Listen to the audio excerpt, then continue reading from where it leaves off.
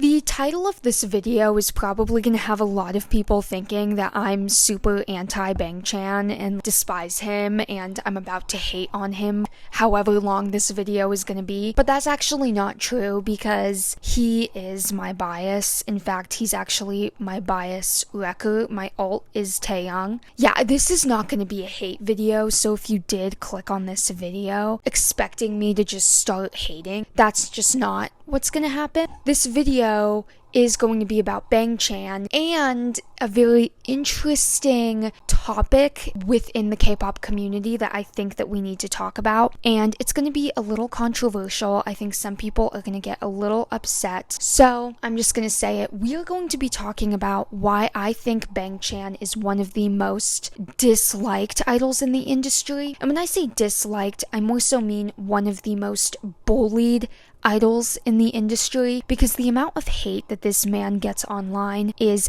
absolutely insane. And I think I have a really good idea as to why he gets so much hate. And there's a certain tweet that kind of set me off. And so we're just gonna get into it. We're gonna dive in. So yeah, just a disclaimer here. I have to put a disclaimer in front of my videos now because people don't listen to them and assume things. Disclaimer, I am not a hater. I am assessing a situation. I am a stay. I do like Bangchan. I really do. I just said he's my bias, okay? Without further ado, let's begin.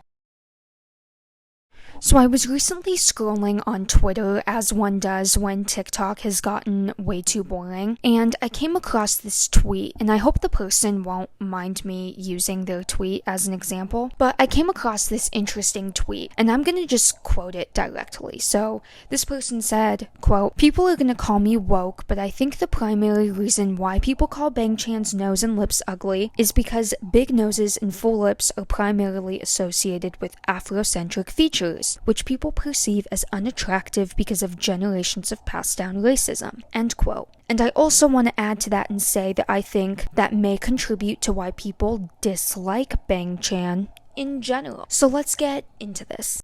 Now, I have some mixed opinions about this tweet. Well, I do think some of the hate towards Bangchan is fueled by racism and fetishization. Oh my god, what? Fetishization? Finally, I got it right. Okay, I don't know what just happened there. And fetishization. And I'll get into exactly what I mean in a minute. But the tweet specifically references big noses. And then they go on about Afrocentric features. And while I do think they hit the right point with big noses, because it's kind of a well-known fact that a lot of people dislike big noses because they're often perceived as less attractive, because some people feel that they throw off proportions, they're distracting, but that they also just prefer small, delicate features and facial symmetry. And so, of course, people are automatically going to bring up a feature that is consistently deemed as unattractive. Though what I will say is that many ethnicities that aren't white tend to have larger noses. People in the Middle East, and yes, black people. So, you know, maybe the person's tweet wasn't that far off now that I think about it. Earlier, you probably remember me referencing racism and then attempting to say fetishization. I still feel like I'm not saying that right. Well, now we're going to talk about that specifically. Of course, racism towards Asians is unfortunately very prevalent, but there is also a very strange standard towards Asians that a lot of people hold. A weird fetishization, I guess you could even say it borders on a fetish. Many people expect Asians to have very soft, delicate features. A lot of Asian Americans actually have been bringing this up for years, but there is this common belief, this stereotype that Asians should automatically have very doll-like, soft features and be very feminine, both men and women. And Bangchan obviously doesn't have a lot of these features, which, by the way, is perfectly fine. There's nothing wrong with that. But it kind of destroys what people expect. It ruins that. And so people take out their anger on Bangchan. And I'll take it one step further and say that a lot of people expect K-pop idols to be very skinny. You'll probably notice that a lot of male K-pop idols are very skinny, and many of the members of Stray Kids break this mold by being muscular, though I would say Bangchan especially stands out amongst all the members because he very actively posts about his fitness lifestyle, about the fact that he lifts weights, and he consistently gives updates on the Fans app, which for those that don't know, the Fans app is basically JYP's version of Weverse. He consistently gives fitness updates, and he's kind of well known for his love and dedication to fitness and working out and to having a strong body. And so not just do his natural features break that expected mold of what an Asian should look like,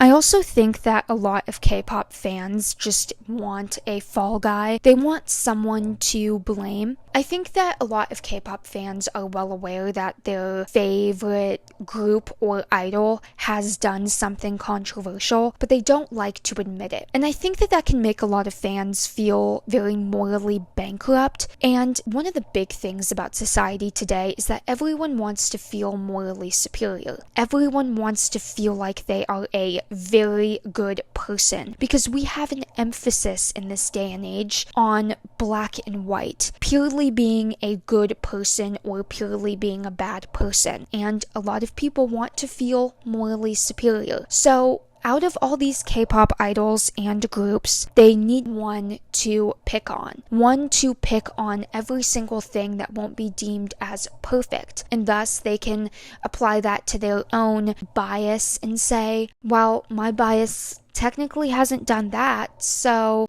And that would explain why Bangchan and Stray Kids as a whole get so much hate, but also why stays get so much hate from K-pop fans in general.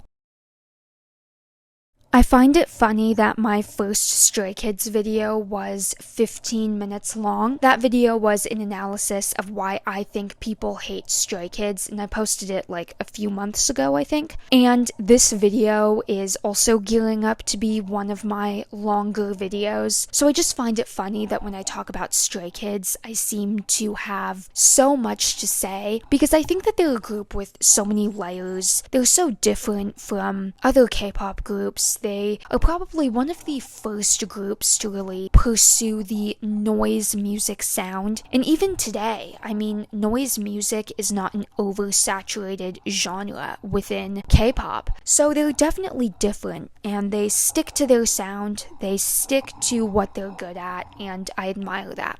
There's a reason why they have such a dedicated fan base. I personally think that the hate is not warranted. I hope you guys enjoyed this video. Yeah, I'll catch you in the next one.